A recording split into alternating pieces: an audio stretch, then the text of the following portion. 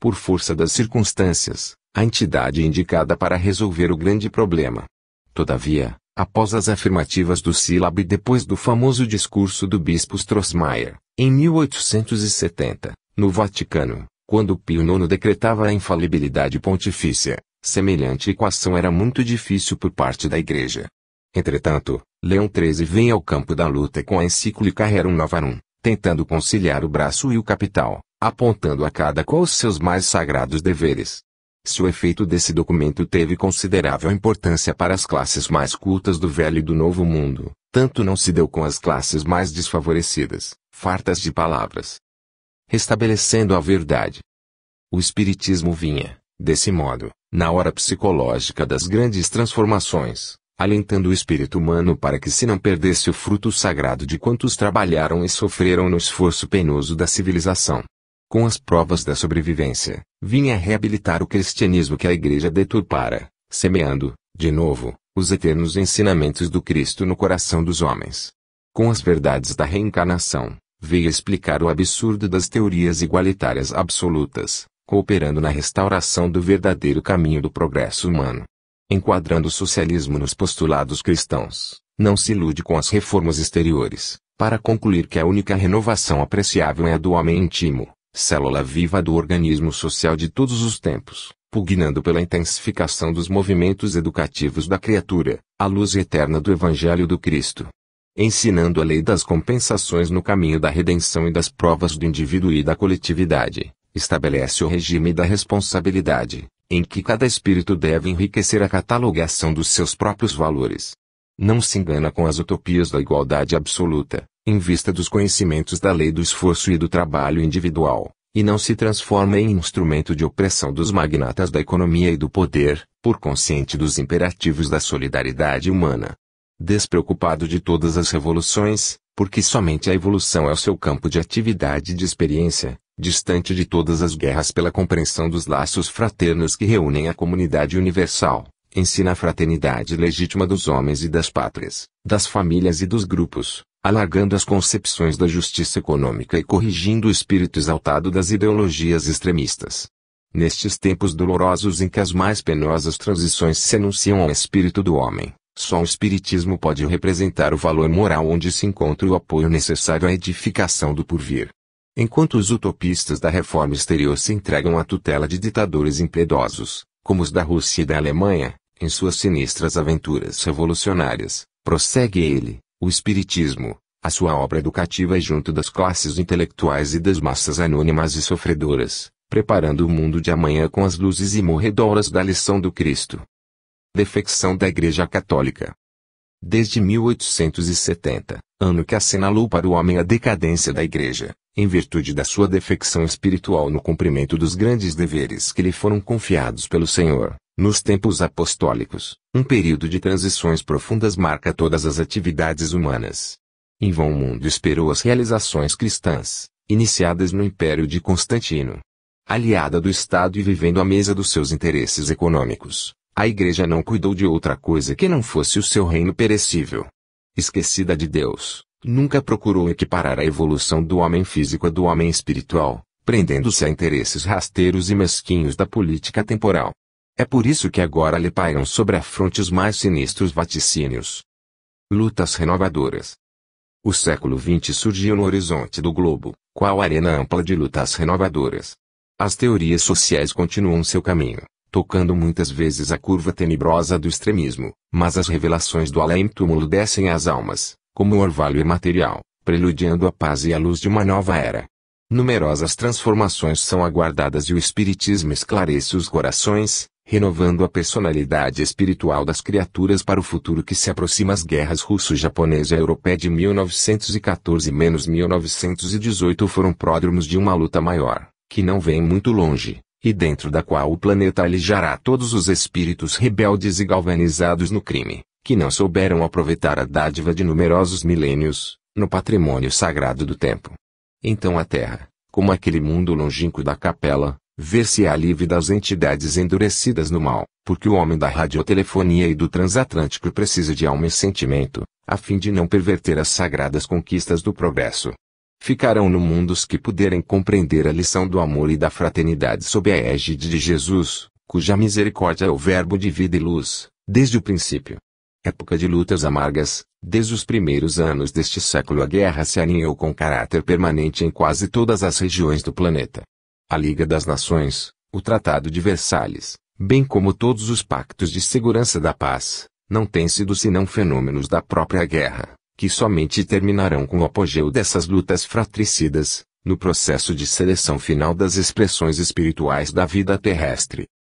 A América e o futuro, embora compelida a participar das lutas próximas, pelo determinismo das circunstâncias de sua vida política, a América está destinada a receber o cetro da civilização e da cultura, na orientação dos povos por vindouros. Em torno dos seus celeiros econômicos, reunir-se-ão as experiências europeias, aproveitando o esforço penoso dos que tombaram na obra da civilização do Ocidente para a edificação do homem espiritual, que há de sobrepor-se ao homem físico do planeta, no pleno conhecimento dos grandes problemas do ser e do destino. Para esse desiderato grandioso, apresta-se o plano espiritual, no afã de elucidação dos nobres deveres continentais. O esforço sincero de cooperação no trabalho de construção da paz não é aí uma utopia, como na Europa saturada de preconceitos multisseculares. Nos campos exuberantes do continente americano estão plantadas as sementes de luz da árvore maravilhosa da civilização do futuro. Jesus. Há no mundo um movimento inédito de armamentos e munições. Teria começado neste momento? Não. A corrida armamentista do século XX começou antes da luta de Porto Arthur, em 1904. As indústrias bélicas atingem culminâncias imprevistas. Os campos estão despovoados. Os homens se recolheram às zonas de concentração militar, esperando o inimigo, sem saber que o adversário está em seu próprio espírito. A Europa e o Oriente constituem um campo vasto de agressão e terrorismo, com exceção das repúblicas democráticas, que se veem obrigadas a grandes programas de rearmamento, em face do moloque do extremismo. Onde os valores morais da humanidade. As igrejas estão amordaçadas pelas injunções de ordem econômica e política.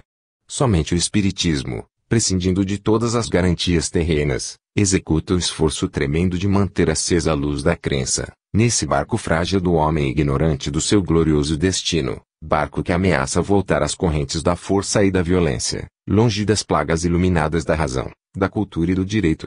Convenhamos em que o esforço do Espiritismo é quase superior às suas próprias forças, mas o mundo não está à disposição dos ditadores terrestres. Jesus é novo e seu único diretor no plano das realidades imortais, e agora que o mundo se entrega a todas as expectativas angustiosas, os espaços mais próximos da Terra se movimentam a favor do restabelecimento da verdade e da paz, a caminho de uma nova era. Espíritos abnegados e esclarecidos falam-nos de uma nova reunião da comunidade das potências angélicas do Sistema Solar, da qual é Jesus um dos membros divinos. Reunir-se-á, de novo, a sociedade celeste, pela terceira vez, na atmosfera terrestre, desde que o Cristo recebeu a sagrada missão de abraçar e redimir a nossa humanidade, decidindo novamente sobre os destinos do nosso mundo. Que resultará desse conclave dos anjos do infinito? Deus o sabe. Nas grandes transições do século que passa, aguardemos o seu amor e a sua misericórdia. 25. O Evangelho e o futuro. Um modesto escorço da história faz entrever os laços eternos que ligam todas as gerações nos surtos evolutivos do planeta. Muita vez, o palco das civilizações foi modificado, sofrendo profundas renovações nos seus cenários, mas os atores são os mesmos, caminhando, nas lutas purificadoras, para a perfeição daquele que é a luz do princípio. Nos primórdios da humanidade, o homem terrestre foi naturalmente conduzido às atividades exteriores, desbravando o caminho da natureza para a solução do problema vital, mas houve um tempo em que a sua maioridade espiritual foi proclamada pela sabedoria da Grécia e pelas organizações romanas. Nessa época, a vinda do Cristo ao planeta assinalaria o maior acontecimento para o mundo, de vez que o Evangelho seria a eterna mensagem do céu, ligando a terra ao reino luminoso de Jesus, na hipótese da assimilação do homem espiritual, com respeito aos ensinamentos divinos.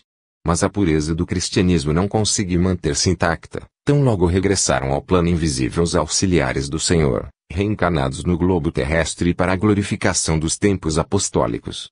O assédio das trevas avassalou o coração das criaturas. Decorridos 3 séculos da lição santificante de Jesus, Surgiram a falsidade e a má-fé adaptando-se às conveniências dos poderes políticos do mundo, desvirtuando-se-lhe todos os princípios, por favorecer doutrinas de violência oficializada. Debalde enviou o Divino Mestre seus emissários e discípulos mais queridos ao ambiente das lutas planetárias.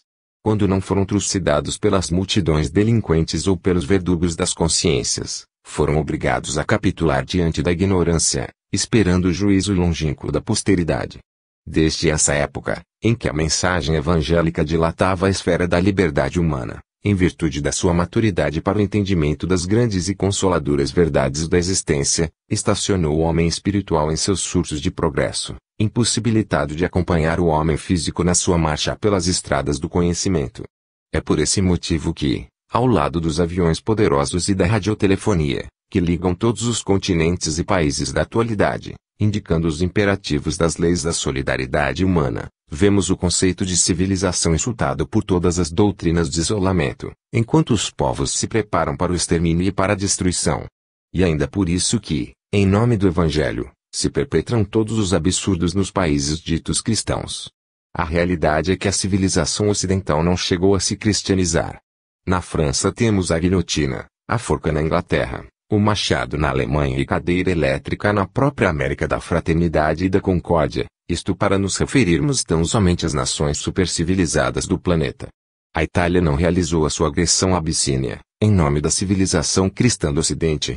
Não foi em nome do Evangelho que os padres italianos abençoaram os canhões e as metralhadoras da conquista. Em nome do Cristo espalharam-se, nestes 20 séculos, todas as discórdias e todas as amarguras do mundo. Mas é chegado o tempo de um reajustamento de todos os valores humanos. Se as dolorosas expiações coletivas preludiam a época dos últimos ais do Apocalipse, a espiritualidade tem de penetrar as realizações do homem físico, conduzindo-as para o bem de toda a humanidade.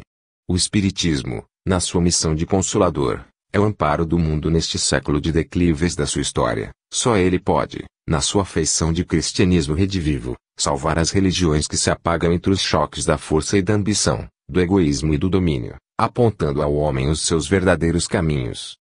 No seu manancial de esclarecimentos, poder-se-á beber a linfa cristalina das verdades consoladoras do céu, preparando-se as almas para a nova era. São chegados os tempos em que as forças do mal serão compelidas a abandonar as suas derradeiras posições de domínio nos ambientes terrestres, e os seus últimos triunfos são bem o penhor de uma reação temerária e infeliz, apressando a realização dos vaticínios sombrios que pesam sobre o seu império perecível. Ditadores, exércitos, hegemonias econômicas, massas versáteis e inconscientes, guerras inglórias, organizações seculares, passarão com a vertigem de um pesadelo. A vitória da força é uma claridade de fogos de artifício. Toda a realidade é a do Espírito e toda a paz é a do entendimento do reino de Deus e de sua justiça. O século que passa efetuará a divisão das ovelhas do imenso rebanho. O cajado do pastor conduzirá ao sofrimento na tarefa penosa da escolha e a dor se incumbirá do trabalho que os homens não aceitaram por amor. Uma tempestade de amarguras varrerá toda a terra.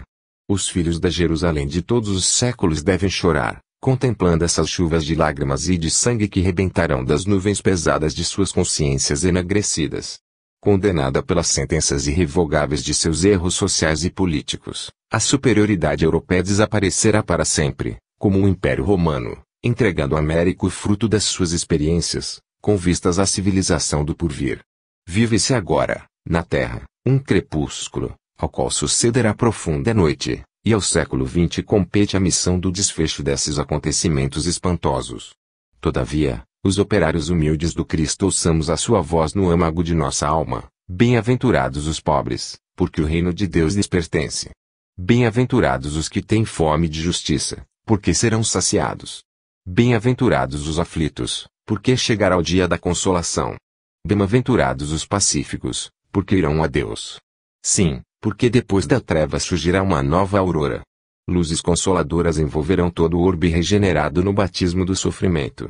O homem espiritual estará unido ao homem físico para sua marcha gloriosa no ilimitado, e o espiritismo terá retirado dos seus escombros materiais a alma divina das religiões, que os homens perverteram, ligando-as no braço acolhedor do cristianismo restaurado.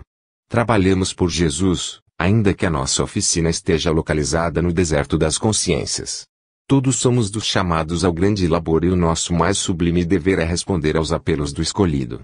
Revendo os quadros da história do mundo, sentimos um frio cortante neste crepúsculo doloroso da civilização ocidental. Lembremos a misericórdia do Pai e façamos as nossas preces. A noite não tarda aí, no bojo de suas sombras compactas, não nos esqueçamos de Jesus, cuja misericórdia é infinita, como sempre, será a claridade imortal da alvorada futura, feita de paz, de fraternidade e de redenção. Conclusão. Meus amigos, Deus vos conceda muita paz. Agradeço a vossa colaboração, em face de mais este esforço humilde do nosso grupo na propagação dos grandes postulados do Espiritismo evangélico, como agradeço também a misericórdia divina e o bendito ensejo que nos foi concedido. Em nosso modesto estudo da história, um único objetivo orientou as nossas atividades, o da demonstração da influência sagrada do Cristo na organização de todos os surtos da civilização do planeta, a partir da sua escultura geológica. Nossa contribuição pode pecar pela síntese excessiva, mas não tínhamos em vista uma nova autópsia da história do globo em suas expressões sociais e políticas, e sim revelar, mais uma vez, os ascendentes místicos que dominam os centros do progresso humano, em todos os seus departamentos. Sinto-me feliz com a vossa colaboração dedicada e amiga. Algum dia, Deus me concederá a alegria de falar dos laços que nos unem de épocas remotas, porque não é sem razão que nos encontramos reunidos e emanados do mesmo trabalho ideal. Reitero-vos, aqui, meu agradecimento comovido e sincero. Quando lá fora se prepara o mundo para as lutas mais dolorosas e mais rudes, devemos agradecer a Jesus a felicidade de nos conservarmos em paz em nossa oficina, sob a égide do seu divino amor. Prometemos, tão logo seja possível, um ensaio no gênero romântico. Permitirá Deus que sejamos felizes. Assim o espero, porque não ponho em dúvida sua infinita misericórdia. Que Deus vos guie e abençoe, conservando-vos a tranquilidade sagrada dos lares e dos corações. Emmanuel. Mensagem recebida em 21/9/1938. Fim.